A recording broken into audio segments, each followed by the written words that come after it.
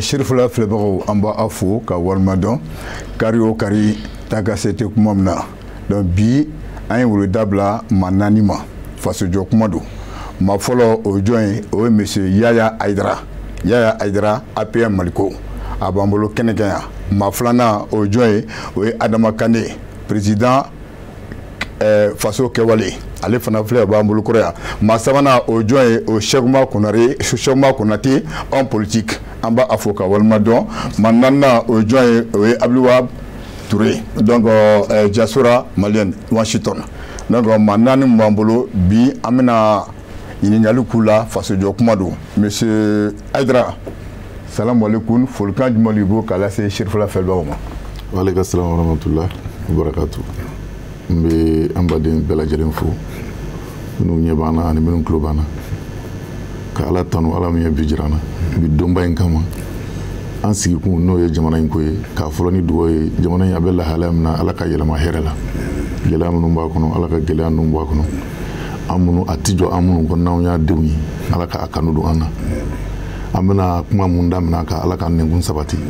an bɛna minnu fɔ ala k'u kɛ tiɲɛ an bɛna minnu fɔ ala k'u ka jɔlan ye ala ka n'u ka tiɲɛna ye kira ma ko sɔn monsieur Adama Kane folikan jumɛn b'o k'a lase Chérifula filɛbagaw ma. An bɛ Chérifula lajɛbaga bɛɛ fo wula in na ka n'aw ka wele jaabi an bɛ kalo min na ani an bɛ don min na bi n'o ye an ye sura kɛ Lailatul Kadiri la an nana ka n'aw ka wele jaabi an bɛ tasi bila ka taa an ka jamana kɔnɔ den bɛɛ ma surtout minnu n'olu tora jamana ko la ani minnu ni ala ma ɲina yira olu la ka ɲini ala fɛ bi donya in kɔsɔn ani kaloba in kama ala ka jamanadenw kan don ɲɔgɔn na k'an ka jamana basigi k'an ka jamana yiriwa ka lafɛ jamanaw bɛɛ an bɛ miiriya ɲuman ni ŋana ɲuman ta n'a bɛɛ ani diɲɛ bɛɛ ka se ka tiɲɛ sabati diɲɛ kɔnɔ yaasa adamadenw bɛ se ka lafiya cogoya min na. monsieur Sɛkuma Konate folikan jumɛn b'o k'a lase Chérifula filɛbagaw ma. An bɛ ala fo ka ala barika da ka dugawu kɛ bɛɛ lajɛlen ka dugawu ɲini bɛɛ lajɛlen fɛ hakili an bɛ kɛnɛ mun kan n'o ye débat kɛnɛ ye jamanajɔ de don mais fɛn in sababu bɛɛ lajɛlen ye an kuntigi mun ye n'o ye Cheikh Cherif Sumani Madani Haidara n'a ka jɛkulu bɛɛ lajɛlen an bɛ dugawu k'u ye ka dugawu kɛ aw yɛrɛ aw bɛ jɔyɔrɔ mun na jamanajɔ la ka débat in ka kɛ sababu ye ka jamana in basigi ka jamana yiriwa laɲini ye mun ye o ka sabati o la an hakili la bi ye dugawu jaabi don ye siga t'a la an bɛna kuma minnu kɛ ani an bɛna hakilina minnu falen an b'a dɔn a tɛna contribuer foyi la fo jamana jɔli kɔ o la an bɛ bɛɛ fo. merci beaucoup monsieur Abdouwahab Touré. d'accord Bukele a y'an wele a diyara n ye n bɛ foli di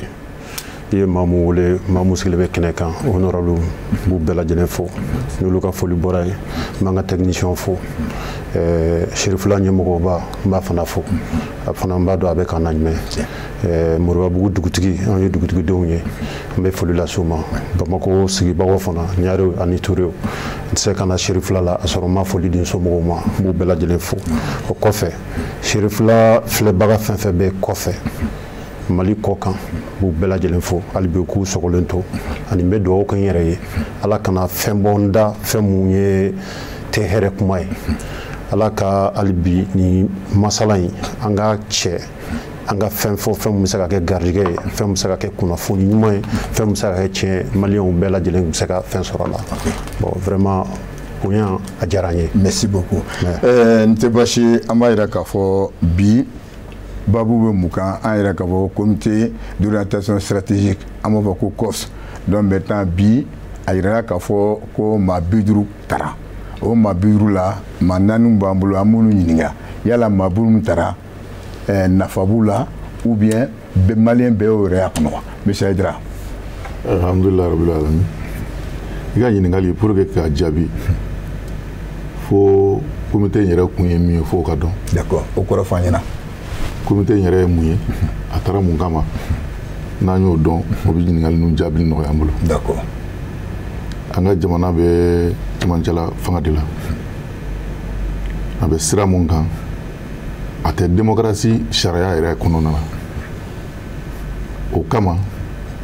ko minnu kan ka mɔgɔ se ɲɛmɔgɔyaw la i bɛ se ɲɛmɔgɔya la k'a sɔrɔ i ma se Mali kɔnɔ bi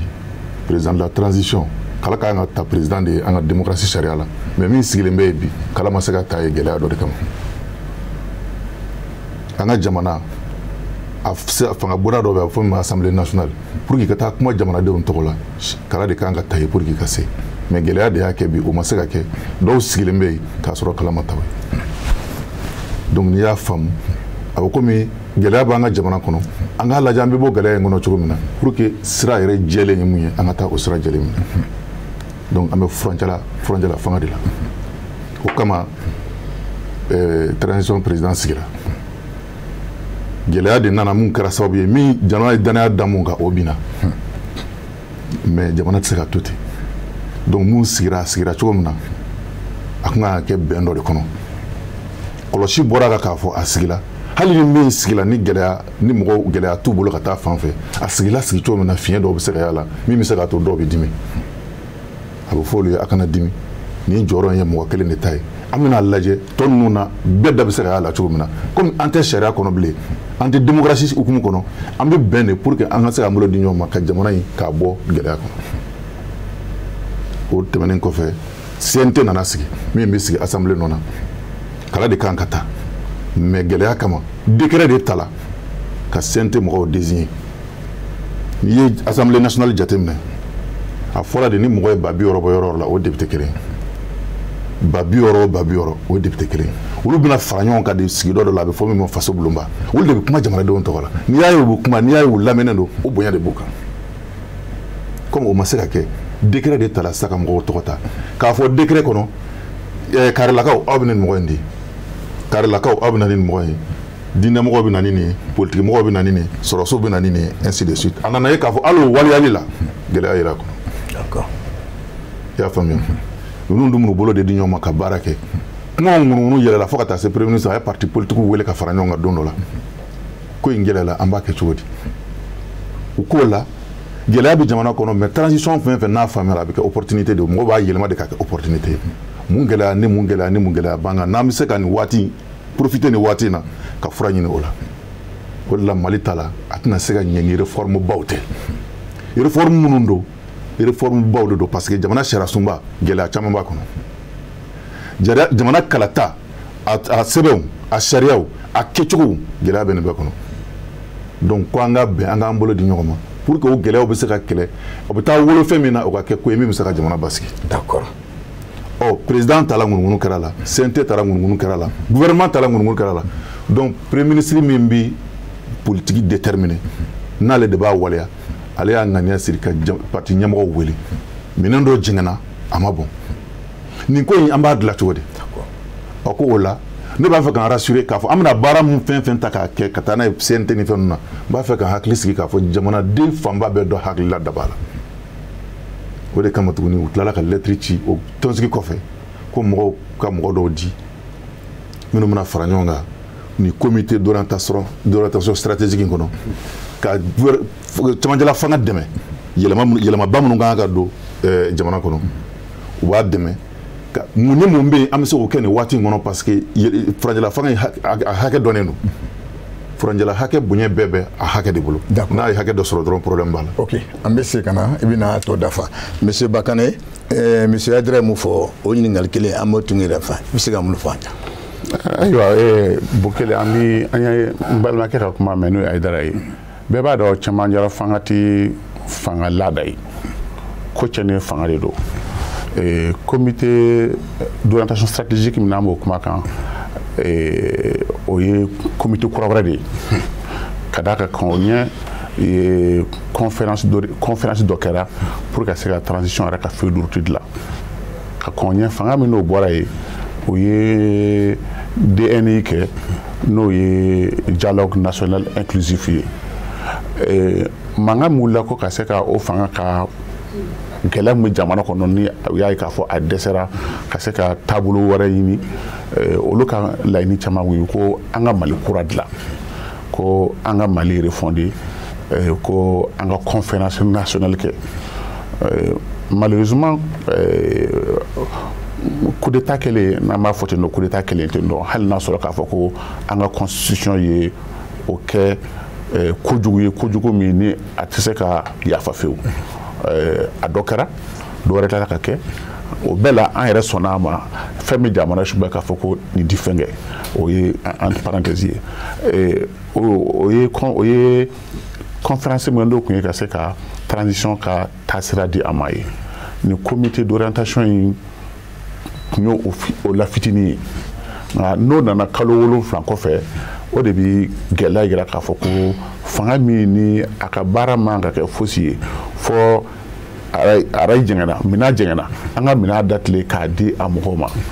kuma lasurunya réforme b'a la ka kɛ fanga min n'o taara o ye san 7 ani kɔ kɛ constitution falenni 10 bɛɛ kun bɛ bolo k'a kɛ o fɔra mun kɔ o n'o kun ye légitimement élu ATT o ye constitution réforme ta bon n'i y'a jate o bɛɛ ye président minnu élu la o bɛɛ ye président minnu ye waati sɔrɔ a bɛ gɛlɛya transition kalo 18 caman bɔra mun na ka ban ko kana k'a bɛ réforme kɛ ko jamanadenw bɛ se k'u yɛrɛ ye o la k'o bɛ se ka fɛn dɔ bɔ k'o bɛ jamana jɔ fɛn min dɛsɛra ka kɛ san 10 kɔnɔ san 7 kɔnɔ et puis mɔgɔ min ni bɛɛ ka danaya duuru ka d'a kan il faut reconnaître ils sont jamanadenw de ye u bila ye o ma contesté bon o la ne bɛ mun ye nin di jamana refondation ti transition ka baara ye transition ka baara belebeleba kun ye min ye mun b'an ka démocratie tiɲɛ o kɛra namaraw ye namara dɔ belebeleba ye mun ye jamanaden ka hakɛba ye fɛn dɔ ye n'o ye fanga min n'a bɛ bila mun na anw de k'a bila ye. D'accord mais ne bɛ o dɛsɛli min kɛra k'o bila ye n'o kɛra élection ɲagamini ye o de ye démocratie fanga jɛngɛ donc olu kun kan ka na ni minɛn ye minɛn min bɛ mɔgɔw ni lafiyaw kɔnɔ k'a fɔ ko an ka élection bɛ se ka kɛ k'a sɔrɔ la a tɛ se k'a fɔ ko namara tigɛ la nka a tigɛ ko namara bɛ a tiɲɛ dugu o la mun bɛ an mara a bɛ dɔn k'a fɔ o de y'a sɔrɔ mun ma passe o b'a dɔn k'a fɔ ko ne ma se k'a sɔrɔ ka d'a kan jamanadenw ka danaya ma sɔrɔ. D'accord ale ye kuma dɔ fɔ ko o ye lettre bila ka di anw ma mais e mun ye en tant que président d'un parti yala e ye lettre kɛ sa i b'a kɔnɔ ou i t'a kɔnɔ. Ne t'a kɔnɔ ni lettre sɔrɔ mais ne t'a kɔnɔ ka d'a kan u ye mɔgɔ minnu ta u ye minnu ta cogo min na ne tɛ o juger ne kɔni lettre sɔrɔ mais ne an ka parti ma représenté a kɔnɔ parce que bɛɛ se ka don a kɔnɔ fana. D'accord monsieur Cheikhouma Konate. Bon Bokele an bɛ mun fɔ parce que an bɛ plateau mun kan bi n'o ye sans langue de bois ye hakili la ni an ma mun fɔ yan jamanajɔ la an man ka t'o fɔ yɔrɔ wɛrɛ la o la sigi in kun ye o baara mun ye an bɛ mun fɔ dɔrɔn ni jamanajɔ de don hakili la Bokele e ka émission daminɛ ni bi cɛ e ye débat mun kɛ i ye débat mun organiser n'i y'u résumé ta hali ni jamana diri kelen ma i bɛ se ka jɔ siga foyi t'a la mais ne ka kuma tɛna janjaya ni Size kan parce que jamana ye mun degun b'a kan o ye dogodogoniw ni kɛrɛfɛkow de nin kɔsi mun taara hakili la c'est 1 + 1. C'est 1 + 1 ne ka faamuya la mais peut-être a kun tɛ parce que n'i y'a jateminɛ premier ministre ni gouvernement bɛ jama mun b'a bolo a ka ca quoi bon jamana in fana taxi ko tɛ quoi sigi caman de kɛra assise caman de kɛra mais ni fanga cunna premier ministre kan n'a ye hayi bi a kan ka tɛmɛ ma basi y'o la quoi mais ne bɛ mun fɔ dɔrɔn jamana in gɛlɛya mun b'a kan parce que ni fɛn mun talen filɛ nin ye maabaw de b'a kɔnɔ u bɛ na hakilinabaw de di jamana jɔ kan mais mun bɛ na k'a gɛlɛya ne bolo a finalité parce que ni agenda dɔ bɛ yen mun ma da kɛnɛ kan hali ni bɛn kɛra ka na fɛn da plateau kan ni o bilala ka fɛn wɛrɛ ta hakili la o de ye gɛlɛya ye et puis jamana in yɛrɛ b'o o gɛlɛya de kɔnɔ ne ka kuma bɛ yɔrɔ mun kan nin yɔrɔ la kɛrɛfɛ ko minnu bɛ yen i n'a fɔ parce que tiɲɛ de y'an bila o de nana ni nin ko bɛɛ lajɛlen sinon mɔgɔ kelen bi n'i tilenna jamana in kɔnɔ siga foyi t'a la jamana in i b'a diriger comme il faut. D'accord. Monsieur Aboulouab. Oui. Monsieur Bokele, ala ka ni sababa. Ami. I ka ɲininkali a diyara n ye a bɛnna ma. Ne bolo comité d'orientation stratégique yɛrɛ sigili ko a ye retard ta. Parce que depuis concertation banna ka charte de transition kɛ ko o yira diɲɛ la diɲɛ ka sɔn a ma o ma sɔn a ma mais a yira la bɛɛ bolo an bɛ nin na de ta bon comité in tun kan ka sigi mais kalo 7 kɔfɛ o kalo 8 kɔfɛ a b'u ka baara a bɛ degun k'a la parce que n'i ye transition yɛrɛ jate minɛ waati min dira mɔgɔw ma kun dɔ de y'an bila nin na fɔlɔ balimaw y'a ɲɛfɔ hali n'anw tɛna détail ba d'a ma mais jamana in bɛ gɛlɛya kɔnɔ bon ni mɔgɔ 50 mina ta ka nin baara kɛ o taara ka ban ga bɛ ne ka kuma la yɔrɔ min na waati min b'u bolo est ce que u bɛna se ka nin baara kɛ réforme politique réforme institutionnelle justice fɛn caman bɛ jamana in kɔnɔ ko ninnu kan ka baara k'a kan a baara bɛɛ n'i y'a sujet kelen o kelen ta n'i ko i k'a kɛ tiɲɛnijɛ yɛrɛ la i bɛ sɔn ka kalo 6 kɛ facteur kelen na bon Mali dun mago b'a caman de la avant que élection wɛrɛ ka se bon ne kɔni bolo ça doit être prudent kɔlɔsili sira fɛ hali n'u ye programme ni chronogramme di mɔgɔw ma débat kɔnɔ an bɛ n'olu développer mais hali bi u ka réalité wɛrɛ fɔ mɔgɔw ye nin baara in bɛ se ka boloda cogo jumɛn parce que janto yɛrɛ la i kɔrɔcogo ka ɲi n b'a fɔ kun min na a kana kɛ baara ka kɛ giriba ye a ka kɛ kirikira watika ye après dɔ k'a fɔ ko non ko dɔw bannen don ka taa an ka waati sera an kan ka nin kɛ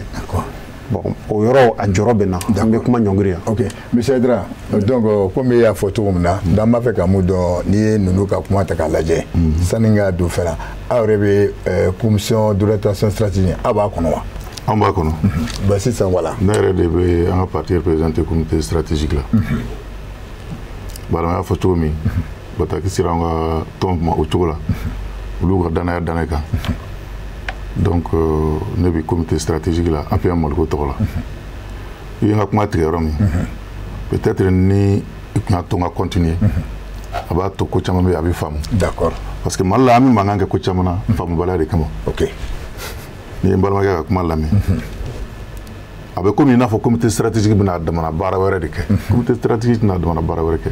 comité stratégique fɛn min don commission de don ka premier ministre dɛmɛ réflexion na réforme min bɛna kɛ a ka baara fɔlɔfɔlɔ ye mun ye c'est pour déterminer le périmètre ni kalo ni waati in kɔnɔ an bɛ se ka mun ni mun de kɛ k'o ɲɛ olu bɛ k'a dɛmɛ n'o ye a tɔgɔ min a compétence technique ou bien fɛn wɛrɛ b'o la o bɛ se ka y'a la mais a kun ye de l'objectif minnu d'a ma don ko tɔw la n'olu frustré la o fanba da ka se ka don nin na pour que hakilila min bɛna sɔrɔ ka premier ministre dɛmɛ n'a ye o ka hakilila ka kɛ maa caman hakili da ka ye o la comité stratégique tɛ dɔwɛrɛ c'est un organe consultatif ça veut dire quoi a ka hakilila dɔrɔn de bɛ minɛ k'a di premier ministre ma ale t'a damana baarakɛminɛ wɛrɛ ye mɔgɔw y'a filɛ baarakɛminɛ ye depuis a création o de la mɔgɔw k'a bɛ retard la a nana retard la justement parce que minnu ka baara kan ka kɛ cogo min na ale bɛna essayer ka o fiɲɛ dɔw de corriger donc comité stratégique a taara o tacogo la ni ko bi o de la a bɛ fɔ ko coup d'état man ɲi o de la sariya sigi la démocratie la parce que fɛn fɛn tali sariya n'i bɔra sira kɔnɔ i bɛ don ko wɛrɛ de la min ka gɛlɛn ne ye mankan ci la sen tɛ mɔgɔ la dɔw ko a ma ta kala de ma fili o ni kala fili la ni min gagnera o bɛ dɔn n'a kɛra k'a ɲɛ mankan t'a la o bɛ cogo min na gouvernement sigi bɛ ten maa min mana majorité sɔrɔ ni jama fama mɔgɔ bɛ de bɛ ka gouvernement sigi i dalen bɛ mɔgɔ min na i b'olu de don n'i ye mankan caya olu la c'est parce que an bɔra an ye sira bila maintenant pour que an ka segin sira ma nin baara ninnu bolo dalen don o de kɔnɔna na donc comité stratégique ma dabɔ foyi wɛrɛ kama ka na ni inclusivité encore puisque an ma se ka élection kɛ jama fama bɛ da ka y'a la ni dɔ kɛra ni minnu ma y'o la ni dɔ wɛrɛ kɛra olu bɛ y'o la ni comité stratégique kɛ an ka parti tɛ foyi la a bɛ carte de concertation na i n'a fɔ tɔw b'a la cogo min carte de concertation au niveau du ministère de l'administration territoriale mais nin na anw welela mais anw t'a dɔn an welela kun min kama en tout cas réunion kɔni na an ka président kun bɛ yen an ka carte de concertation na anw bɛ yen an enregistrelen don comme parti politique yɔrɔ ni i taara réunion na ni lettre cili ma k'a fɔ i ka fɛn kɛ fasogo de don donc an ka mɔgɔ y'a jaabi u ye ne de tɔgɔ bila ka taa bon ne kɔni ka faamuya la n'an ye a bila minɛn kɔnɔ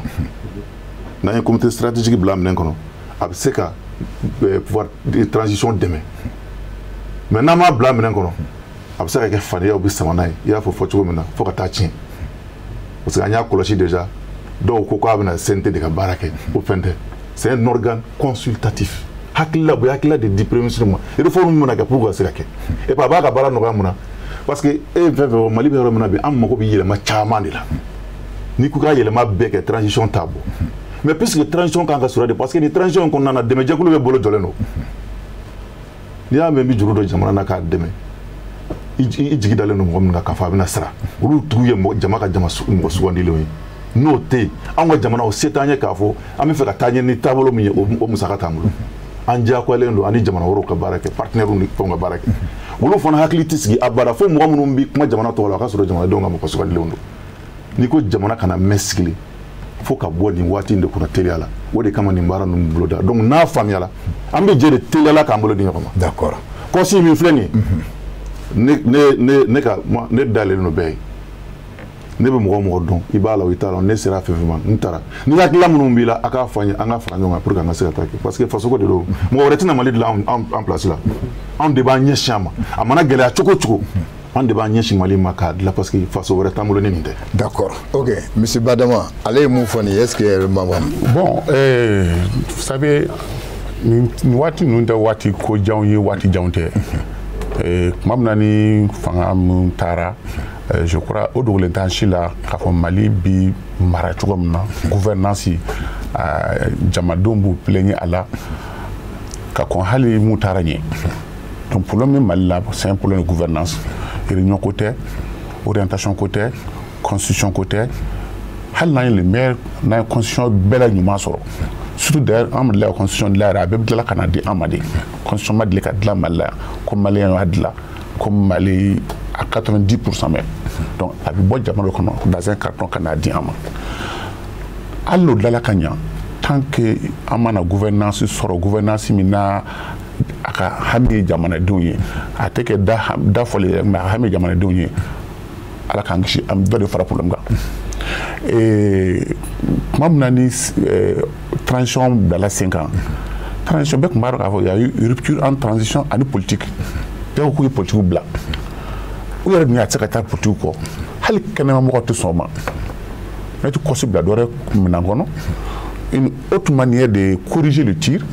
ballon tir ma ɲa an ballon tir tile ka se ka politique dɔw fara n kan yaasa a fɔra ko a ka kɛ inclusif min ye o bɛ se ka sɔrɔ cogoya min na bon o kɔrɔ n'o kun ye a kɛ a wagati lala tun bɛ se ka dɔn n'o ma mais an kana transition bɔ a cadre kɔnɔ transition tɛ fanga légitimer transition tɛ pouvoir k'a bɛ se ka jamana bɔ foyi la kalo 18 fanga si n'a sɔrɔ ko hali an président ye kalo 18 hali a tɛ se k'a ka valise sigi a ka waati dafa donc kɔrɔ kalo 18 tɛ se ka jamana kɛ fosi o bɛ se ka mun kɛ an jɛngɛnna u ka minɛn jɛngɛ k'a dɔn k'a fɔ mun y'a jɛngɛ k'an kisi ɲɔgɔn ma ni ka an bamanankan la n'an b'a fɔ bamanankan na n'i ka mobili pinɛ kirifera n'i y'a woro falen mun y'a sɔrɔ n'i y'o dɔn i jija o kana sɔrɔ pour que ka se ka mɛn ka taa bon o gouvernance de y'an tɔrɔ u k'u jija élection min na kɛ n'a kɛra tiɲɛ kan élection fɛn min kɛ tiɲɛ kan a ka ca la gouvernance bi bɔ tiɲɛ kɔnɔ bon n'o kɛra tiɲɛ kɔnɔ a b'a to an bɛ mɛn ka taa jamanadenw bɛ lafiya mais ka transition kɛ ko an bɛ réforme politique kɛ an bɛ constitution falen an bɛ siraw dilan an bɛ économie kuma fɔ o t'u ka baara ye. ok o t'u ka baara ye non o t'u ka baara ye o ka bon o ma yɛrɛ. d'accord voilà ok o fanga t'u bolo pouvoir t'u bolo. d'accord Cheikh Oumar. bon kelen bon ne bɛ mun fɔ dɔrɔn parce que inclusivité mun bɔra kɔnɔ la sa n'o ye bɛɛ da ka don jamana baarako la parce que bi an bɛ kɛnɛ mun kan bi an kan ka analyse de kɛ ka bɔ ni résolution ye ani résumé ye jamana bɛ se ka bɔ nɔgɔ la cogo min na ne ka faamuya la de jamana ye depuis san n bɛ se k'a fɔ depuis anw tɛ ko kalama fo bi inclusivité de bɛ ɲinina bɛɛ lajɛlen fɛ bɛɛ da ka don jamana jɔ la mais i b'a dɔn problème jumɛn nana n'o ye parce que ni baara tɛ kɛla tiɲɛ kan sinon ni baara kɛra tiɲɛ kan même e mun tɛ baarakɛla in fɛ i bɛ tɛgɛrɛ fa ye bon bi bɛɛ b'a fɔ an bɛɛ ka don a la an bɛɛ ka don a la parce que an sigalen don ɲɔgɔn na. mais e donna la. non ne ma don a la. mais lettre kɔni dira fana ma. non lettre ma di ne ma. ok d'accord peut-être a bɛ se ka kɛ lettre dira peut-être n bɛ parti mun na a bɛ se ka kɛ lettre dira o ma. mais o parti ninnu olu t'a kɔnɔ wa. bon. non moi voilà n t'o dɔn quoi n'u b'a kɔnɔ quoi n'u b'a kɔnɔ c'est pour donc c'est ADP Mali ba d'accord bon bɛɛ ka don a k'i ka parti b'a kɔnɔ dɛ wa problème t'a la bɛɛ ka don parce que bɛɛ ka don kun jumɛn na an ma da ɲɔgɔn na de jamana jɔcogo la ani jamana jɔliko la so ni baara kɛra tiɲɛ kan gɛlɛya t'a la ni baara kɛra tiɲɛ kan gɛlɛya tɛ ne ka analyse bɛ nin yɔrɔ de ka bɔ mais pourtant Adama a dit carrément que ale ɲɛ tɛ que c'est pas l'ordre du jour quoi c'est-à-dire fɛn wɛrɛ bɛ mun tɛ nin ye quoi ko a yamaruya t'u bolo k'a ko bɛ taa u da don référendum ninnu fɛn ninnu la quoi Adama ye mun fɔ sisan bon o ye Adama Kane ka analyse ye mais ne yɛrɛ bolo bi Mali constitution bɛ yɔrɔ min na bi hali ni élection yɛrɛ kɛcogo ma filɛ n'an ko k'an bɛ taa élection na peut-être gɛlɛya bɛ na wuli baaraw yɛrɛ kɛcogo la. Bokele, juste un petit mot. Kabi élection tɛmɛnen ninnu ma kɛ ka kɔn hali olu ɲɛ bɛɛ ko un organe unique d'élection Tiawangalo a réclamé par société civile que par les acteurs politiques. D'accord. Au monde quand on barre rebelle, je crois que comité d'orientation stratégique ni au dehors bakun bi se ka ye o la parce que les acteurs politiques au concerné de la olu et carrière politique. OK, d'accord. On a comment dire allez-y. Bon comme ne ka je crois comment bebe na ne ka comment de kan parce que ni nyatuna ani ɲɔgɔn cɛ dɔrɔn danate na tukuni quoi. Bon o la sisan bɛɛ b'a fɔ k'an bɛna don o la ni bɛɛ donna hali bi ni dogodogoniw bɛ kɛrɛfɛla la kɛrɛfɛ kow bɛ jamana tɛ se ka jɔ kan mais monsieur Konate ne ma yɛrɛ fɔ yɔrɔ min na e y'a kuma na dogodogoni mais dogodogoni jumɛn don dɛ voilà parce que an ka fɔ min na sarti yalo sarti kɛra tout récemment transition fɛn na mais sarti baaraw kɛra hakili la Mali bɛɛ wulila ka sigi ka kuma mais sarti conclusion na hakili la kumaw cayara n t'a dɔn n'i y'a faamuya bon o ɲɔgɔnna minnu bɛ transition CNT sigili filɛ nin ye CNT sigili la je crois ni a baara tun kɛra ni ye jamana sigi a majorité bɛɛ lajɛlen b'a fɔ ko baara ma kɛ a cogo la ni o baara tun kɛra komi a kan ka kɛ cogo min na parce que n y'o de fɔ quoi ni ɲɛmɔgɔ nana ɲɛmɔgɔ de man kan ka gɔlɔn cogo sugu dɔ la quoi ni ɲɛmɔgɔ kɔni gɔlɔnna ka ban a bɛ fiɲɛ de don jamana fɛn bɛɛ de la o la an tɛna bɔ an nɔ la a bɛna kɛ gɛlɛya an da la. D'accord. Abdoulaye. Oui. Monsieur Bokele, ne bɛ an na segin dɔɔni n balimakɛ Aidara ye kuma dɔ fɔ hakilina ni comité in bɛ yen ka hakilina de ta ka premier ministre dɛmɛ ne bolo o hakilina ma faamuya fɔlɔ maliyɛnw fɛ. A ye mun fɔ. A ma faamu. A ma faamuya maliyɛn fɛ parce que maliyɛn caman ka makɔnɔni ye mun ye ni comité mun filɛ nin ye réforme mun yɛlɛma mun fɔra refondation mun fɔra ni comité de bɛna nin baara in bɛɛ labɛn fɔlɔ sanni a ka tɛmɛ CNT ni structure wɛrɛw la. Ah donc si j'ai bien compris donc o bɛna vraiment yɛlɛma. Voilà yɛlɛmaw de kan ka kɛ mais n'a danna hakilina dɔrɔn ma ne b'a fɔ encore baara ma se parce que n'an ye ko bâclé ka taa élection kɛ problème don. Ani monsieur Kane fana ma honorable Kane fana ye kuma dɔ fana fɔ ko transition man ka fɛn caman kɛ kun dɔ de an na se yen mauvaise gouvernance dɔrɔn tɛ o Mali il y a 30 ans nin bɛɛ de binna ji kɔnɔ bon o de kama an ye coup d'état joli kɛ Mali kɔnɔ a ka ca mais an kan gɛlɛya nin ka kɛ vraiment yɛlɛma dan ye quoi. O yɛlɛma bɛ se ka dan cogo jumɛn fɔlɔ ni transition il faut que baaraw ka kɛ tilennenya la structure o structure bɛ yen entité bɛ yen o de kama ne personnellement ne tɛ da la k'a fɔ ko 18 mois an bɛ ka mun ɲini Mali kura la k'a bɛ sɔrɔ parce que Mali ko kelen don fɔlɔ i b'a fɔ indufilimu a ka jan a action ka ca balimakɛ y'a kuma fɔ a y'a kuma dakurun tigɛ dɔrɔn. Concertation kɔfɛra charte de transition a kuma cayara Mali in kɔnɔ an ye 3 mois de kɛ distraction na sani mɔgɔw ka sɔn CNT sigira CNT ye baara daminɛ waati jumɛn je peux dire c'est tout récemment u bɛ ka mission parlementaire kɛ ni bɛɛ ɲɛ b'a la sisan bon ni comité in fana bɛna sigi moi ce que j'attends de cette comité c'est que je les attends n bɛ fɛ u ka ko mun kɛ n y'a f'i ye cogo min na n'u bɛna réforme kɛ ka a lisi kɛ ko ka ca dɛ mais ni temps min bɛ yen temps min koronnen don 11 mois mun bɛ yen ma da la n'a bɛ 11 mois yɛrɛ bɔ bi mais an kan ka nin baara nin kɛ a y'o yira a y'o o chronomètre di maaw ma baaraw kan ka kɛ cogo min na au moins an k'an sigi k'o résultat makɔnɔ mais n'an tora dabiri na fɛn tɛna ɲɛnabɔ koyi. Donc vraiment, allez, je suis très content. À Djaranye, allez ben comité ngono. En rega mogobe. Moi je suis de la diaspora. Anga mogobe. Ore fana na ku yoro la fala. Mais ni débat sera yoro ma kuma fo. Diaspora be ka fe mu nyini. Ku gela o ko nga nyana ba kono. Wa akake loyer. Dekun banka mekla ka dekun kuma fo. Mais ko diaspora be mu nyini olu ka o ka do akono. Pourtant bon bagono ko we go olu ga fe ni lui voit pas mbo dida. Donc maintenant aba fa ka mu do nyini aba mu re ko. Akanoko. Ça fait longtemps encore mon be folo organisation unique là. Parce qu'il y a groupe kacha. Bon, ni refondation fait ngangela beka na nyogon soro. Groupe kilenga ce que je pense que anga ministère atu an ngani anyuma damne ka kamesko kuma fo mais albi ministère de tissé ka ko walea a kelen tissé OK parce que kanga do refondation kono o baraw o ku gela ko ke flana fami ni na ko e na kelen no ka malien million chamanka jiere tiye anya fu yo ka dina ko re ban d'accord o kana ni carte consulaire biométrique o ye fay sabana fana ne be kla ko fana faroka sabana te dorade o ka programme d'insertion te doreye malien tungaranke o tungaranke ni be kofe ni nana ni be fait ka y impliquer gouvernement là o ka programme d'orientation ke ni be 6 mois de ke i ka barake jamana e fou d'accord i ka expérience ira i ka ke ni be inane ke i ka ketete comme jamana woro mumbe nulu be se ka o ka diaspora ka aklina les ressources humaines nous be se ka soro ka jamana deme pour que jamana ka avancer au fin de kangla go fana faka. OK monsieur Edra donc comme Dieu merci ebe akono donc maintenant au luka la ini fonfait est-ce que ABC au waga programme kono c'est-à-dire ni a fokuma damne bien baro bara pour ki ka se ka fen fala i ka se ka fen ala fika famune jamana marate kuye ki se ka kenima famu do sorala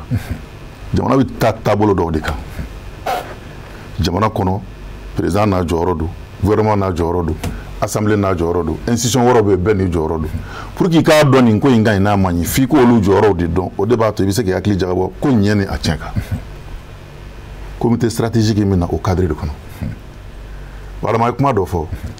ale ko réforme ale watita constitution ko nu ko damanga do ala ainsi de suite il y a jate ministère doka ba fo damanga do ala mais ni ala ka kuma do analyser constitution me chogo na o gela do de jubu boy o gela do bi sur constitution de kono a on mali constitution kono président sigi la premier tour ni deuxième tour avec constitution kono ni premier tour kara dimanche flana mi da ka deuxième tour be débat la fo itala ma flamu mu na nyon soro abo komi code la arranger lo ka ba fembi sanduru ko occasion te ka di mo mi fa ka jamana mara kana jamana mara to fere mo bolo kana fo mo o te gela do o kan ka dlare ni constitution jatemne ni mangan cha ele 600 ale e kala fili la aonga député uski choko scrutin mi ka appliquer fa scrutin majoritaire à 2 tours ni atara kala fili la na licitant lisi flami mana dajonga fola di flana o le beta deuxième tour la na tara deuxième tour la na so député agwa par exemple ni kuchalata député wolon fla aw fla to be simbola la kaba aw lisi tam tara premier tour la fola ni flana ko fadro to be bina o député wolon fla aw dato kuma na aw ko fuito la jama do dum awulo o mo fla mi ta laban fanana ni kelen gayna ni kelen mo biduru ni kelen soro don e bina ni ko no soro mi biduru ni kelen soro ba beta o ba beta do bina ni ko ndo tigi sigile bolo la ngolo ndo anaka hakila naka fere anaka demeje kulu sigile meka jamana fle no ngolo o fana ya gela do de a sinzi abe constitution ni kono parce que alpha ya nyini wakati do la ka fo abena ni modèle do e ka changer mukana ni système wala be fo mema proportionnel mais ka ke mixé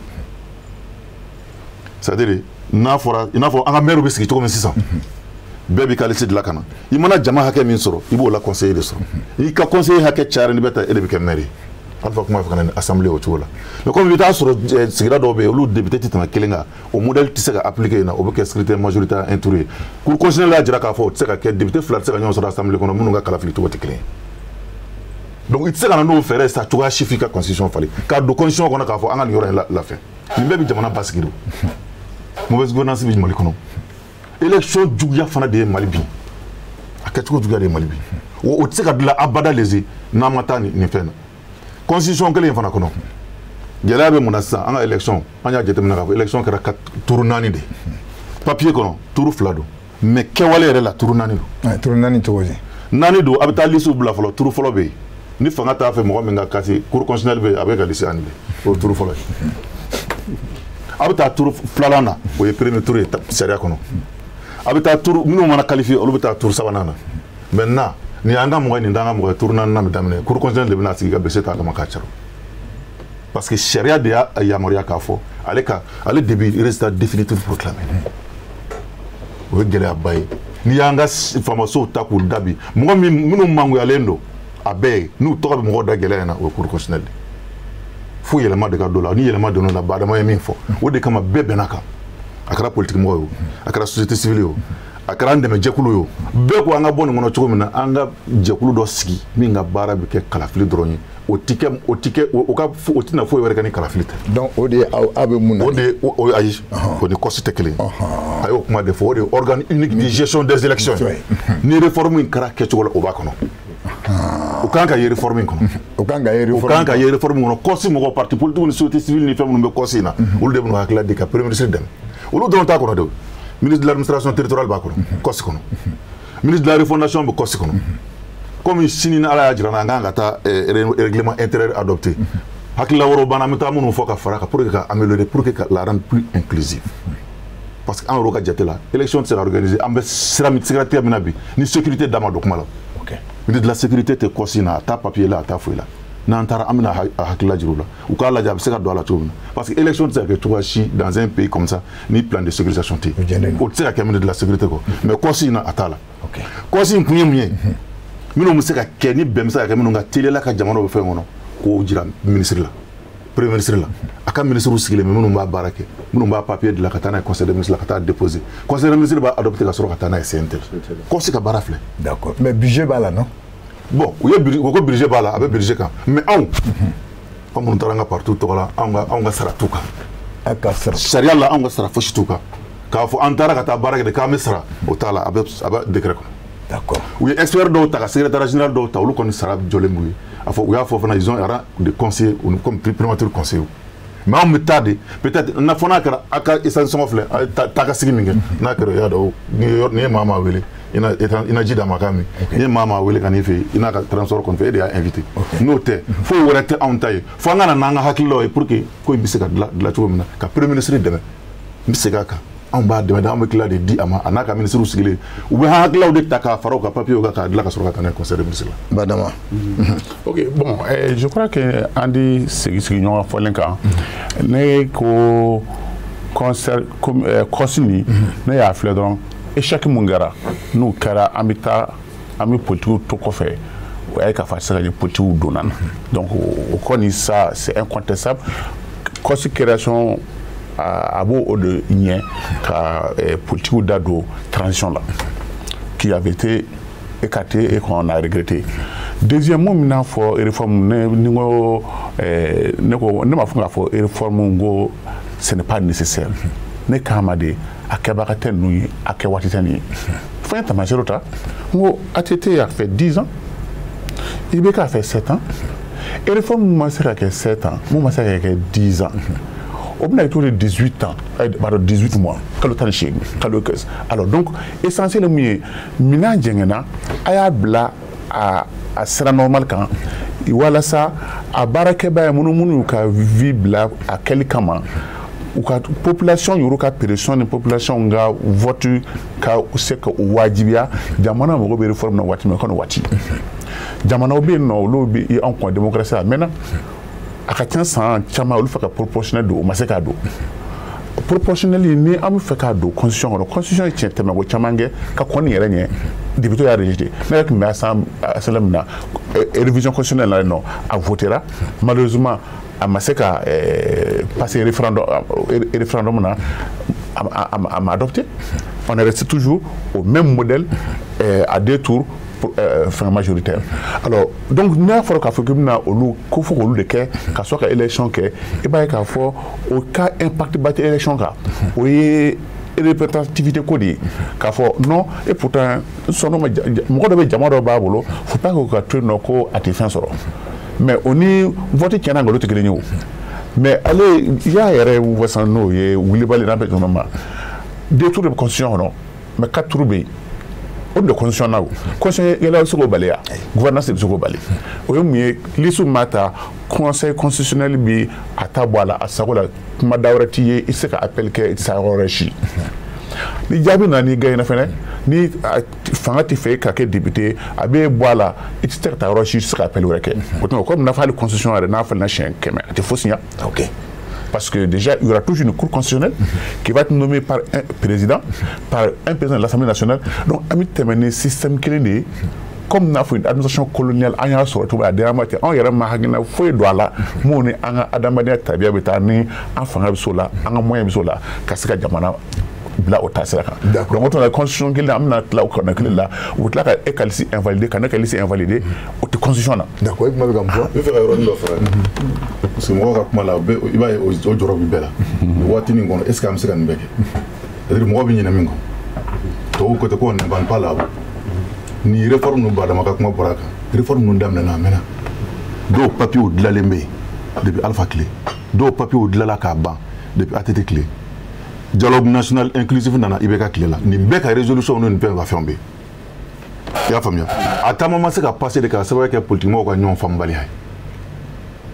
ni yo atani tarana au siraka ibaya ka fo transition ye wati ye mi se ka to parce que normalement transition est neutre de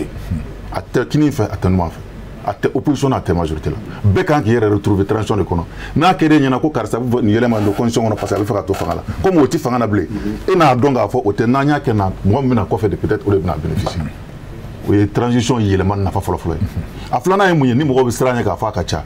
élément chama mambulo ministère de l'administration territoriale mo tara premier ministre tara déclaration de CNT fait ko organe unique ko ce n'est pas possible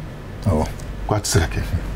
mais on a sur la classe politique ya fo on va intégrer mais on m'a déjà dit moi mais laisse na kata pour katira mais on maçon nous m'a balika ke papier fait 20 ans que organiser qu'on appelle la benembe de me jekulu be yo voy de tout organiser ya kata Ghana ni Nigeria ni fait on bela kata ta glato la ja a papier be sebelen da falembe papier ko ko papier ko aflana yemu on fait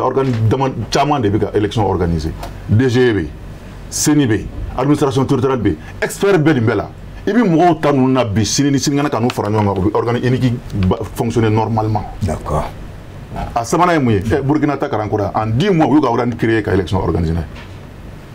est-ce que compétence bolu la katemonga non on va seni mo an expert mo ambu avion kono dungo do bita observation na jamana to kono parce que on a expérience de ban fana bulu ko un problème est volonté de d'accord ni ayi abe foko inclusivité ne be kosi bla o hakli de konana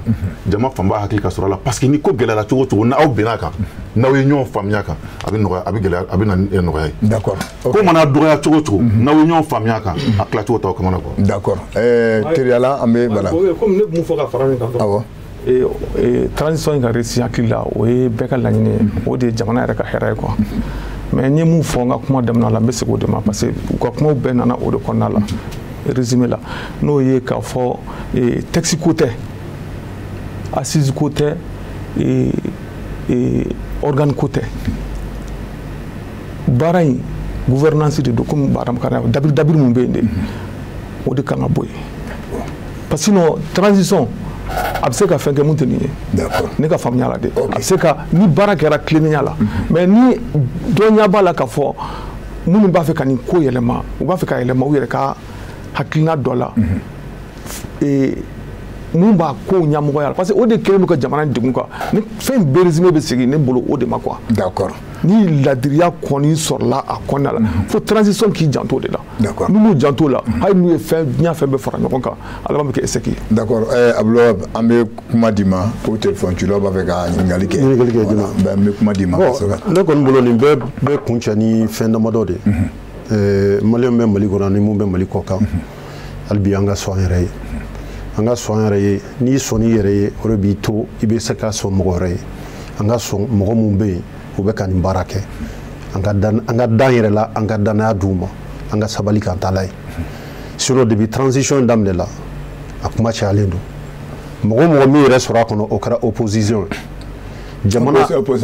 opposition parce que écoute M5 b'a kɔnɔ dɛ. Maintenant u y'o de fɔ. Mais dɔw bolo hali bi maliyɛn yɛrɛ ka hakilina ye mun ye fɔlɔ n'a fɔra ko yɛlɛma kan ka daminɛ ale la n'a ma daminɛ ale la a ka tɛmɛ ale ka carré kɔnɔ n bɛ ka sɛbɛ de f'i ye bon n'o tɛ yɛlɛma tɛ yen parce que n balimakɛ ye mun fɔ danabaliya in ye il faut qu'an ka bɔ minɛn kɔnɔ an k'a dɔn maa si tɛna Mali dilan ni maliyɛn den tɛ chinois tɛna dilan japonais tɛna dilan diɲɛ bɛɛ bɛ Mali kɔnɔ bi mais Mali kungo ma nɔgɔya tout simplement parce que an yɛrɛ an bɛ fara la an dalen tɛ an yɛrɛ la an tɛ somɔgɔ ye hali sini e bokolen ne bilala ɲɛfɛ sisan mɔgɔ b'a fɛn sɔrɔ ka dɔ fɔ i kan an ka buruja in dabila an ka ŋaniya juguya in kuma mun tɛ vraiment an dɛmɛ ka taa ɲɛfɛ an ka dabila. D'accord. Moussa Traoré Yirimajɔ ale b'an kɔ ka ban an bɛna jɔ Moussa Traoré an cɛ. Moussa Traoré an cɛ. Oui, ça va bien? Oui, ça va bien. Somɔgɔ bɛ di? Tɔɔrɔ foyi t'an na. C'est Ali Umar Touré Jene n kun mago b'a la ka émission nin b'a suivi ka min tuma. Awɔ. N tɔgɔ Ali Touré. Ali Touré. Wa Jene. Wa Jene. Allô? Ali Touré Jene, awɔ. Votre salam alaikum, ça va bien? Oui, ça va. On est pas souvent content là. Amala Tano. Alhamdulillah. Amba. N tɔgɔ Ali Touré Nibo Jene. Awɔ Jene, awɔ a faamuna. Jɛnɛkaw ka kɛnɛ tɔɔrɔ foyi kɔni na. Ok. N kun bɛ fɛ ka foli kɛ fɔlɔ ka sɔrɔ ka n ka ɲininkali kɛ. Ok. A fɔ ko n bɛ Abdul Wahab Touré fo ale de ye mɔgɔ ye n t'ale dɔn c'est un parent. Awɔ. Alhamdulillah. A fɔ Sekumari ko n b'a fo Ali Touré a Jene k'a fɔ Badama Kane ko n b'a fo. Ok. N bɛ y'a fo. Awɔ. Ne kɔni mais Abdul Wahab ne kun bɛ fɛ ka ɲininka de yala a ye yɔrɔ min fɔ a ka kuma na. A ko Mali ko a tɔgɔ ye di degun bɛ Mali kɔnɔna na est-ce que o dɔnnen de don? Yala n'a sɔrɔ la u y'a to maliyɛn bɛɛ k'a dɔn ko degun Mali kɔnɔna wa o ye n ka ɲininkali fɔlɔ ye. A filanan n kun bɛ fɛ ka bɔ Badama Kane a y'a jira k'a fɔ ko a tɔgɔ ye di mauvaise gouvernance ne kun bɛ fɛ k'a ɲininka est-ce que mauvaise gouvernance nin sisan de an filɛ nin ye ka nin mɛn terme français la bon mauvaise gestion mauvaise personne n'o bɛ yen nɔ mun na mauvaise gouvernance tɛ yen an bɛ mɔgɔ sɔrɔ fɔlɔ. Ok. Ni mɔgɔ ma sɔrɔ an ka maa min suganti an bɛ se ka bɔ nin mara jugu in na cogo di. D'accord. Ok. Sekumar n kun bɛ fɛ ka fɛn min fɔ ale ye élection nin a y'a fɔ cogo min na bi an ma kalan mais an hakili kɔni a sera an ka yɛrɛ dɔn. Maliyɛn bɛɛ ɲɛ kan ka yɛlɛn k'a fɔ ko an ka tugu ko multipartisme non an ka sigi k'a lajɛ adamadenya yɛrɛ la an bɛɛ ka bɛn a kan an kan ka den de ta Mali sera o de ma bi quoi. Mali sera k'a bɛ kɔn ka taa min misaliya di n b'a fɔ ko Mali ye silamɛya jamana ye dɛ mais silamɛ ɲɔgɔn bɛɛ farala ɲɔgɔn kan k'a dɔn ko bi Mali bi bɔ diɲɛ kɔnɔ silamɛya tɔgɔ la ni Seri Fusuma Ladala Hayidara bi kɛ. Mais maliyɛn bɛɛ b'a dɔn Sekumar i sigilen dɔrɔn tu représentes une partie. Hayidara bi y'a fɔ ma kosɛbɛ c'est un parent il me connaît aussi bon n b'a fo kosɛbɛ u bɛɛ bɛ parti de représente mais o parti nu kɛrɛnkɛrɛnnen ye mun de kɛ Mali ye pour que an k'a dɔn an ka ŋaniyu ta k'u bila a ɲɛmɔgɔya la. D'accord.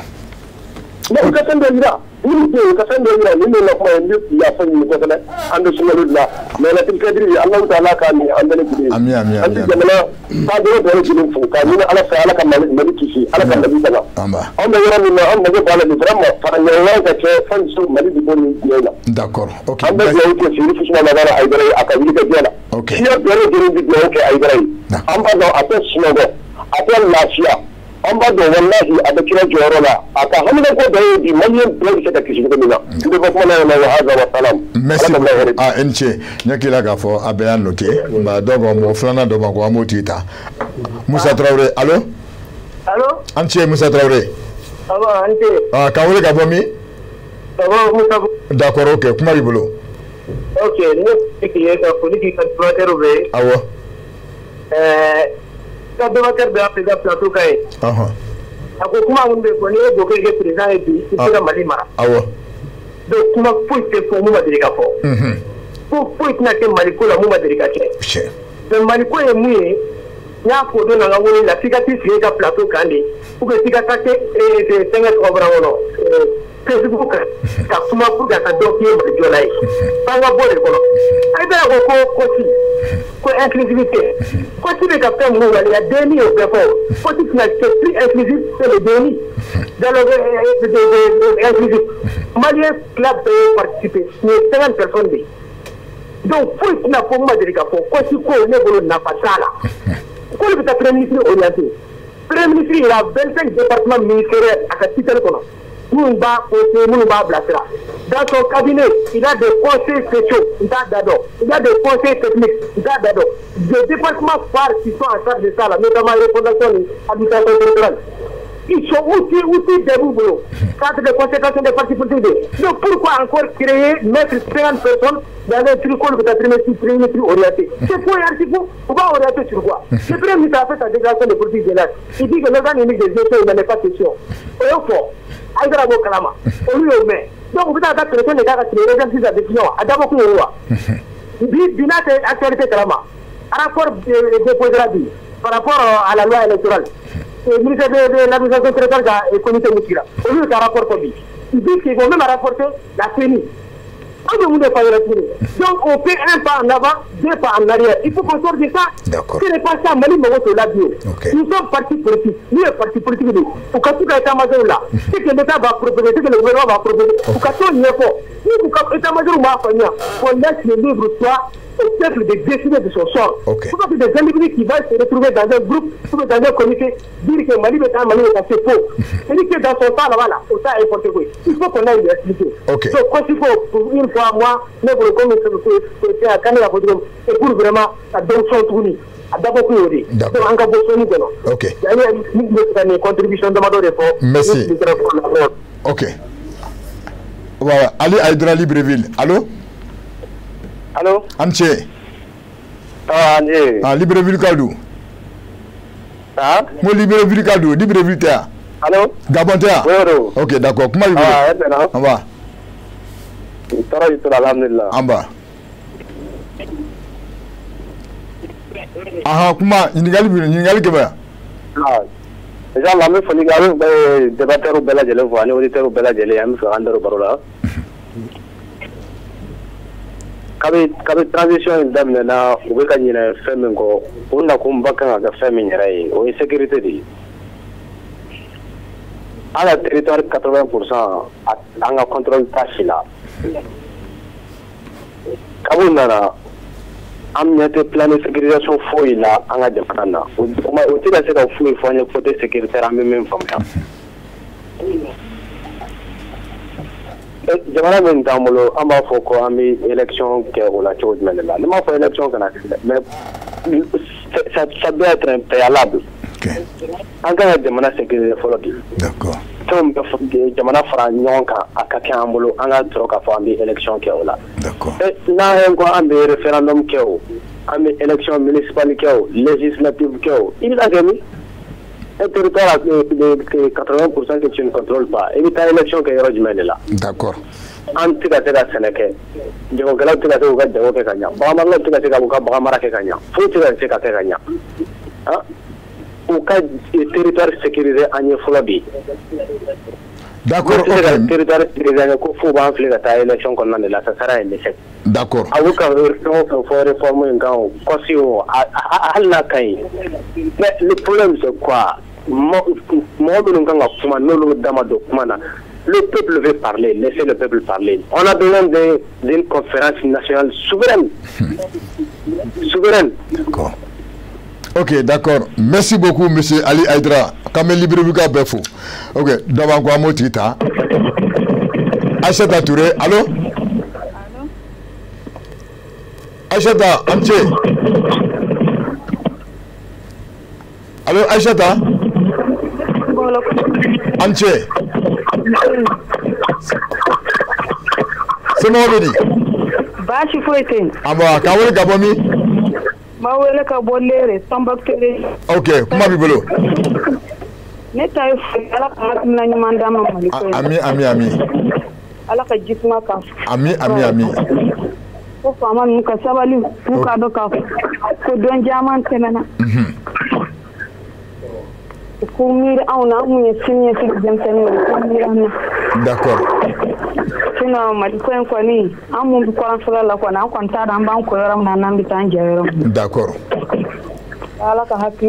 Ami. Merci beaucoup, Aïcha. Kamil Lereko Befou. D'abord, quoi, Motrita? Allô? Alassane? Allô? Ah, c'est vous, Traoré. Anche? C'est Traoré. Ah, Kamil Gabomi? Bah. Naka wele ka bo dere sendege commune la. Ah? Commune de Sendere. Ah, Sendere. Sendege commune Moti région. Ah, Mopti. Ah, ok, d'accord. Iningalbe wa? Ah. D'accord. Wa ne bi saka mi fodron. Banga mo wele tanu no ambi bela jelen fo. O ya lamne. Ah, janti foli mina. D'accord. Dan bi saka mi fo sisa. Ambition la tena be souye quoi. Attends que sécurité de la sécurité. De sécurité chocosi ni sécurité ma sécurité jamana kono ba. Jamana ba ando bi no ulu ti jamana yera kono kiru. O tuuram sekatate ne yara di sugu don ya ni anga moti region ya sugu la marfa di fere sugu la hana ti dogo.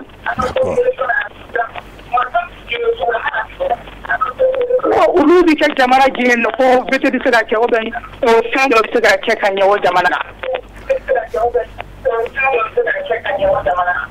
Oh, lady sega mi fo do mi sega ko anga nyemo ye bomo ko kono yi. Ka ñoon senta derbi la ka ñoon bolo mina pour que jamana sécurité ka tabakala mo ka sega sécurité ka sega tabaki jamana ko jamana ka sega tanye. D'accord, OK. Afamira. Sina munu ye moti taw an segena wallahi an segena bu treden da an segena. D'accord. An sega tere chance ko na bili. D'accord. Merci beaucoup, Anche. Donc,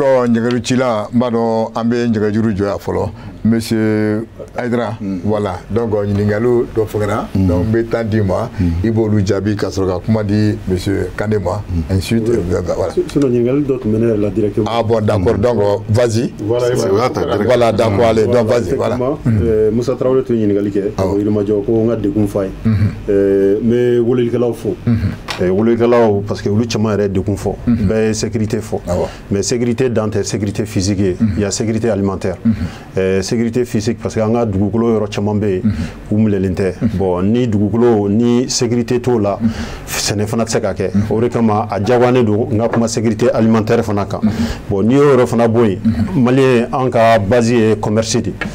ma caman tɛmɛna Bamako ka fɛnw ta ka taa bon ni à cause de insécurité ni si tɛ se ka bɛn nin bɛɛ degun ye bon Mali yɛrɛ fana degun wɛrɛ fana bɛ o ye kalanbaliya ye an denw kalannen tɛ baara fana tɛ yen bon nin bɛɛ de degun ye n bɛ fɛ ka mun f'a ye dɔrɔn kɔnɔdimi tɛ ɲɛdimi don don o dogo maliyɛn caman bɛ yen ne bɔra an ka so n bɛ na n ye ni geribu mun bɛnna a sugu bɛɛ b'a la denmisɛnnin b'a la maakɔrɔ b'a la nin bɛɛ degun de ani gɛlɛya de mɔgɔw kan parce que ni jamana basigilen don k'a fɔ vraiment économie ka ɲi nin bɛɛ ka ɲi sécurité bɛ na bon ninnu bɛɛ a caman bɛ yen u bɛ nin kɛ mais u ka choix tɛ quoi voilà n tun bɛ fɛ ka n balimakɛ k'a ka ɲininkali o jaabi o yɔrɔ la d'accord monsieur Aïdra ɲininkali dɔw bɛ kɔsi kan ne bɛ fɛ ka fɛn min nɔgɔ bɔ fɛn min na nɔgɔ bɔ a la ka nɔgɔ bɔ a la ne ye kuma fɛn fɛn fɔ kɔsi kan ka taa daminɛ na fo ka n'a bila sisan n ma a défend n y'a faamu cogo min n y'o de ɲɛfɔ a kan ka taa sira min fɛ n y'o de fɔ ɔ ni a kan ka t'o fɛ mɔgɔw ye ɲininkali caman kɛ o bɛna jɔ ye fo a ka sɔrɔ a dabɔra ni hakilila min ye o yɛrɛ tigitigi de don cogo bɛɛ ka kɛ ɲinɛ kɛra mɔgɔ minnu kɔ ni hakilila ɲumanw b'olu la olu ka i kɔsi kɔnɔ baara si tɛ adamaden baara si tɛ min dafalen don mais dɔ bɛ se k'a fara kan tuguni yan décret de don donc 50 bon bamananw ko ten bolo min ye si dɔ mɔna o bolo de b'a bɔ ok décret de don décret bɛ se ka modifier ka a bɛn an yɛrɛ dama de don an bɛɛ ye fasoden de ye sariya yɛrɛ dabɔra o de kama ni sariya ma ko dilan o kɔrɔ ye ko sariya ɲuman tɛ ni sariya dilanna k'a cɛ ɲɛ cogo o cogo ni mɔgɔw m'a faamu ka diɲɛ n'a ye o kɔrɔ ye ko sariya ɲuman tɛ donc o yɔrɔ u ka o jateminɛ n'o yɔrɔ minnu kan ka dilan kɔsi na o ka dilan ɔ filanan a kana kɛ an nana mɔgɔw sigi télévision na k'a fɔ an ye ninnu wele u bɛɛ da bɛ kuma na k'a sɔrɔ u bɛna kuma min fɔ a tɛ taa parce que an ka jamana in Cheikh Umar ye min fɔ o b'an se o yɔrɔ la tilemaliya i bɛ ko dɔ hakilila ɲuman di mɔgɔw ma n'u y'a ye dɔrɔn i bɛ girin min b'i kɔnɔ i bɛ sɔrɔ o ka dugu ma o b'a sɔrɔ e yɛrɛ hakili la ka ban mɔgɔw sɔnna n'a ye tant que an b'o sira kan a tɛ marché sabanan ye mun ye dɔgɔ ko min y'a utilité a ko premier ministre gouvernement département caman ni fɛnw bɛɛ fɔ mais ni ɲɔgɔnna ko o ko n'i y'a nalen n ko gɛlɛya de bɛ yen bon kelen dialogue national inclusif bɛ kɛ don min na assemblée nationale tun tɛ yan a tun tɛ yen conférence d'entente nationale bɛ kɛ don min na assemblée nationale tun tɛ yen président tun tɛ yen mais gɛlɛya de bɛ yen n b'a fɔ assemblée tun bɛ yen mun na parce que assemblée mɔgɔw de bɛ jamanadenw représenté n'o de ye min fɔ jamanadenw ka kuma de dɔwɛrɛ t'a la o démocratie la o de don mais taabolo wɛrɛ b'anw na o min ni tubabuw ka taabolo bɛɛ tɛ kelen ye parce que sariya dɔw bɛ yen Badama y'a fɔ cogo min anw y'a ta ka na n'a ye a tɛ se ka waleya anw fɛ yan f'an yɛrɛw de ka mécanisme wɛrɛw lajɛ an yɛrɛw bɛ se ka an yɛrɛ bɔ a kɔnɔ cogo min donc assembléw bɛ yen dialoguew kɛra assembléw bɛ yen dɔw b'a fɔ sisan ko conférence nationale souveraine CNT ma sigi yan donc ça veut dire que problème dɔ de bɛ yen n'i ye ɲɔgɔn na fɛn ye wagati o wagati i b'a sɔrɔ gɛlɛya dɔ de bɛ yen hakililaw bɛ na ni min ye pour que ka se ka gɛlɛya nɔgɔya donc ne fɛ kɔsi in kun y'o de ye a bɛ na hakilila minnu di a bɛ di gouvernement de ma gouvernement de bɛ dɛmɛ n'a ye pour que a se ka fɛn wa a bɛ ɲɛ condition min na n y'o de fɔ f'a ka kɛ tilennenya kɔnɔ. d'accord ok monsieur Badama. ok Bokele an bɛ téléphone cilaw an welebagaw bɛ fɔ u ka kumaw bɛɛ kɛra caman kɛra sécurité kan caman kɛra an bɛ gɛlɛya min kan e bɛ mɔgɔw ka kumakan ye i bɛ mun santi o ye u degunnen don mɔgɔ bɛ k'u yɛrɛ ɲini yɛrɛ de sa u tɛ ka u yɛrɛ ɲinitɔla don u faso kɔnɔ mɔgɔ man yɛrɛ ɲini faso kɔnɔ parce que i ta don donc i bɛ jamana min kɔnɔ i ta don n'a kɛra ko min yɛrɛ ɲini i ma mara de ka ɲa sinon i bɛ a fɔ de ko i bɛ tagama de i wasalen i lafiyalen i bɛ bɔ yan fɔ Kidali hali su i bɛ sunɔgɔ n'i m'o sɔrɔ de i bɛ hami ko min yɛrɛ ɲini n ka jamana mɔgɔ tɛ yɛrɛ ɲini ka so bon o b'a fa bi sentiment yɛrɛ k'a fɔ n tɛ n ka jamana de yan ou bien n bɛ taa yɔrɔ wɛrɛ de la bref an bɛ niveau min na an ko démocratie a defo ne yɛrɛ bɛ miiri n'a sɔrɔ anw yɛrɛ de ye démocratie ɲini walima n'an y'a kɛlɛ k'a sɔrɔ a n'o dɔ de y'a su ka bila la ni mɔgɔ ye su ka bila fɛn dɔ la k'a sɔrɔ e yɛrɛ conviction ta ye i bɛ k'a tigi ka baara de kɛ alors donc n'a sɔrɔ an yɛrɛ kun ka conviction démocratie ye ko an y'a kɛlɛ kɛ ka mɔgɔ man ci a la 30 ans après an t'an yɛrɛ sɔrɔ nin na un autre débat à faire mais élection indiscutablement mun ye ka na minan tɔ fa o ye élection ye bon aussi longtemps que mɔgɔ min élu la a b'a dɔn k'a fɔ jamanadenw ma ne élu jamanadenw hakɛ t'a la aussi longtemps mɔgɔ min élu la a kɛra m'a ta fɔ chapeau le président ka na député la ka na fɔ maire la n'a b'a dɔn k'a fɔ mɔgɔw ni yɔrɔ ka dɔgɔ ne ka élu la mɔgɔw ka hakɛ t'a bolo o bɛ dépend a ye namara kɛ cogo wɛrɛ la walima a ye wari di mɔgɔ ma ka mɔgɔ ye wari minɛ ka voter i ka hakɛ foyi t'a la bilen an ka sɔn hali ni yɛrɛ don a tigi hakɛ t'i la bon n'an bɔra o kɔnɔ an bɛ mara ka ɲa mɔgɔ ɲuman pour que mara ɲuman ka kɛ o de ye nin ka da n'i ye mɔgɔ bila la yen nɔ e ma na n'a ye donc ɲuman tɛ donc a tɛ se ka na ni mara la ɲuman ye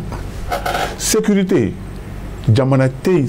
n'a tɛ se k'a yɛrɛ ka sécurité contrôler n'i sera o degré ma dɔrɔn i bɔra jamana la munna k'a d'a kan hali k'a sɔrɔ an bɛ royaume na a y'a fɔ ko Segu royaume de Segu royaume de Kinedugu royaume de Bɛlɛdugu frontière tun ni ɲɔgɔn cɛ si tu sɔn ka se si ma mun na parce que nin b'a dɔn ko ni n ko n bɛ taa nin kɔn kɛ n bɛ mun perdu a ka ca mun sɔrɔ yen a ka armée donc a b'a bonya ka d'a ka fanga sigi cogo kan donc une nation aussi doit avoir forcément une armée i tɛ se k'a fɔ ko ne bɛ jamana wɛrɛw bila u kana ne ka jamana lakana n'o don mais ko armée de ko i kana se ma dɛ n bi yan wa dɔ fana b'a ko ne fana bɛ yan ne kana se ma donc i tɛ se n'an tɛ se la hali n'a tɛ kɛlɛ a bɛ ɲɔgɔn bonya ni aw janto to a ka jamana n'i ja bɔ i ta la i ta b'i labila donc n'i t'a labila la i bɛ yen i n'a fɔ i tɛ yen e yɛrɛ ɲɛna k'i bɛ yen mais i tɛ yen tugun donc anw ka jamana b'o lahala la i n'a fɔ a tɔgɔ Mali sur papier nous réclamons des Maliens mais le premier fondement d'un pays n'o ye k'i ka intégrité i ka souveraineté fila lié bɛ ɲɔgɔn na anw y'o perdu et an bɛ k'o perdu wa bi a sera niveau dɔ ma mɔgɔ si tɛ mɔgɔ ɲininka o la tugun. Voilà. Cheikh Oumar. Ouais, comme kuma fɔra cogo min na mais hakili la question kelen de bɛ mun bɛ ne conserver Ali Touré de Jene a ko ko pour que bɛɛ ka kɛ ɲɔgɔn fɛ an bɛɛ ka don da kelen fɛ jamana ko de don o de ye laɲini o de ye bɛɛ ka laɲini mais bi an bɛ yɔrɔ min na bi crise de confiance de bɛ maliyɛn bɛɛ ni ɲɔgɔn cɛ bon kelen service cité jɛkulu cité baarakɛda cité ni danayabaliya tɛ adamadenw ni ɲɔgɔn cɛ o tɛ se ka jamana si bɔ nɔgɔ la n y'o de fɔ transition in kan ka réussir de mais an bɛ plateau mun kan u kan ka dɛmɛ n'u y'an ka hakilinaw faamuya n'u y'an ka hakilinaw taabolo faamuya i n'a fɔ 50 personnes mun taara ka d'u ma u bɛna hakilina mun d'u ma a kana kɛ fɛn de ye fɛn min bɛ dalen a ka baara tiɲɛ de kan ni mɔgɔ ye baara kɛ tiɲɛ kan hali ni mɔgɔ t'i ka n'a t'i fɛ a ka sira t'i la yɛrɛ mais ni tiɲɛ baara la o de bɛ bɛɛ satisfait quoi o de bɛ bɛɛ don fɛn in kɔnɔ mais ni tiɲɛ ma baara tout le monde se sent exclu jamana b'o problème de la quoi. D'accord. Kumakan laban o b'i bolo puis sɔrɔ ka kuma fana fɔ kumakan laban bɛ b'i bolo. Bon kumakan laban bɛ yen an bɛ mun fɔ dɔrɔn hakili la jamana ko de don jamana in an b'a fɛ a ka jɔ de quoi mais bi an jɔrɔlen don an sirannen don sira bɛɛ lajɛlen kan ka sababu kɛ maliyɛn yɛrɛ bɛ cogo min na yurugu-yurugu sira kan tilennenbaliya sira kan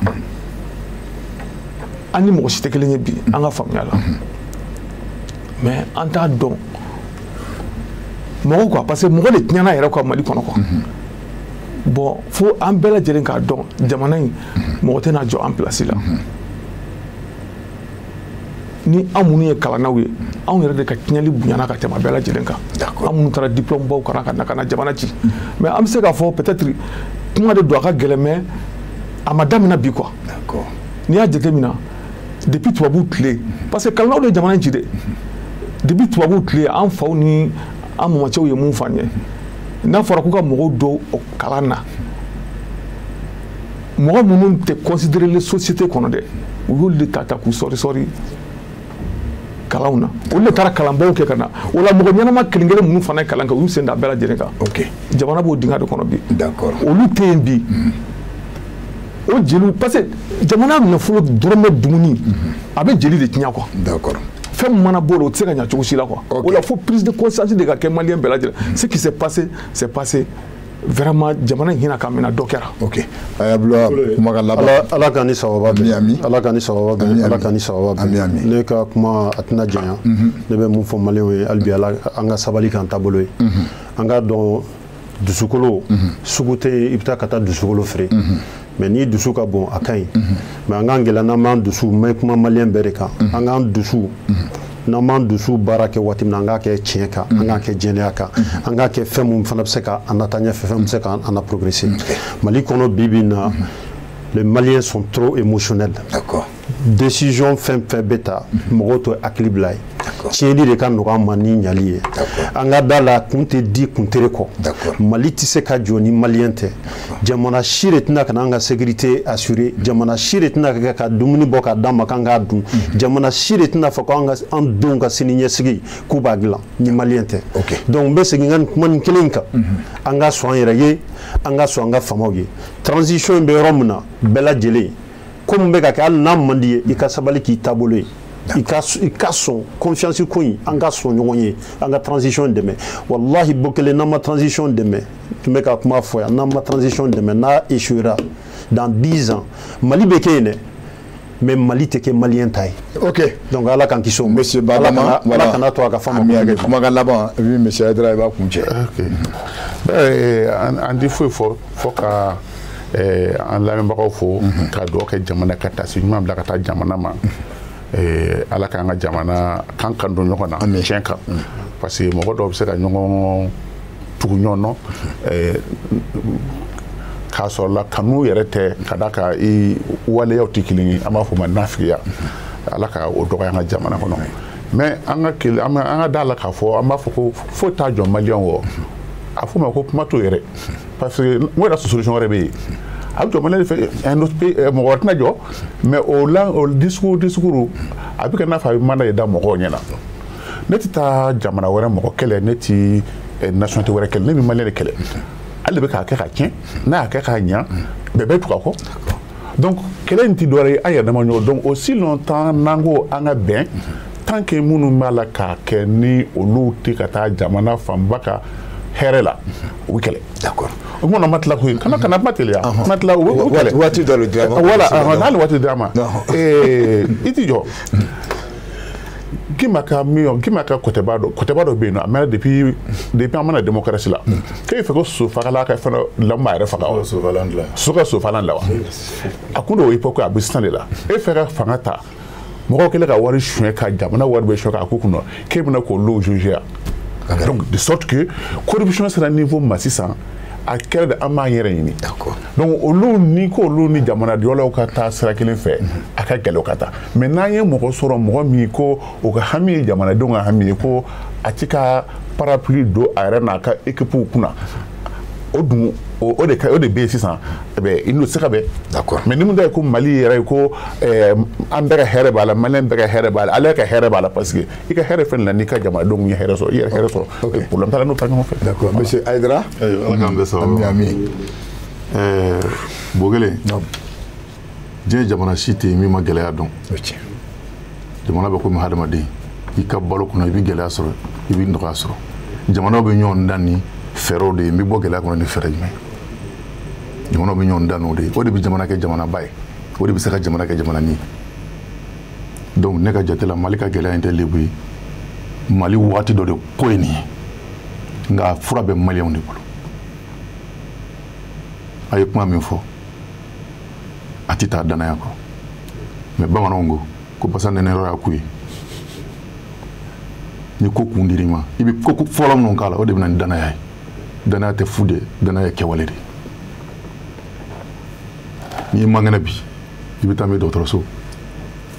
n'a fɔra ko dumuni tɛ yen mun bɛ kɛ a ye wari ɲini a ye ɲɔ ɲini mais adamadenya n'a tiɲɛna fura jumɛn b'a la sigi ka fɔ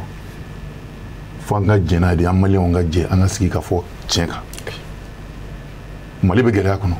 a bɛ gɛlɛya kɔnɔ an bɛ sira min kan o t'a ɲuman ye a bɛ minnu bolo fo u k'a dɔn k'a fɔ Mali min b'an bolo Mali banabaatɔ don u kɔni comporter kɛ i n'a fɔ u bɛ république normale de kɔnɔ n'i ko mɔgɔ ma ye n dɛmɛ ka n ka wara fɔ o k'a sɔrɔ a kunkolo b'i bolo e bɛ se k'a fɔ mɔgɔ tɔ ye cogo di gɛlɛya bɛ e b'i ka daraka dun e b'i ka tilela dun e b'i ka surafana dun e bɛ se k'a fɔ mɔgɔ tɔ ye cogo di a ye sabali a ka dɔɔni bɔ a ka fɛnw na parce que gɛlɛya bɛ e yɛrɛ ka sɔrɔ ye min ye e ma fɛn m'o la an b'a ɲini an ka ɲɛmɔgɔw fɛ u k'o don u ka baara kɛcogo la ok n'o kɛra bɛɛ bɛ jɛn ka gɛlɛya yɔrɔ dɔ ta ni jamana ɲɛmɔgɔ jɛn'a ka ko dɔ kɔ premier ministre ka jɛn a ka ko dɔ kɔ CNT ka jɛn a ka ko dɔ kɔ baarakɛla minnu bɛ yen u ni hakɛ min ka kan n'u b'a la ka ɲini olu b'a faamu k'a fɔ nin gɛlɛya in na ni ninnu jɛn u ta k'u t'aw ni fasoden ɲuman tɛ an yɛrɛ bɛ jɛn an ta kɔ ça c'est pris k'an bɛ se ka ɲɔgɔn faamu wa k'a kɛ kɛnɛya tilennenya kan an ka jamana in bɛ dingɛ min kɔnɔ Sɛkumaru y'a fɔ tilenbaliya an b'o dingɛ de kɔnɔ d'accord n bɛ profiter yanni ka bɔ kuma na ko mɔgɔ kana ji di sababu ma i kana to d'a ma mais i kana ɲinɛ sababu kɔ ni plateau ye sababu ye Cherif Usumani Madani Haidara a kuma dɔrɔn tɛ dɛ an bɛ hakilila dɔw sɔrɔ an bɛ kɛwale dɔw b'an na an b'a seereya Ala yɛrɛ ɲɛkɔrɔ k'a fɔ a sababu y'ale de a ma dan silamɛya dɔrɔn fɔli ma ale de y'a jira an na k'a fɔ silamɛya tɛ foyi ye faso jɔ kɔ silamɛya tɛ foyi ye hadamadenya dilanli kɔ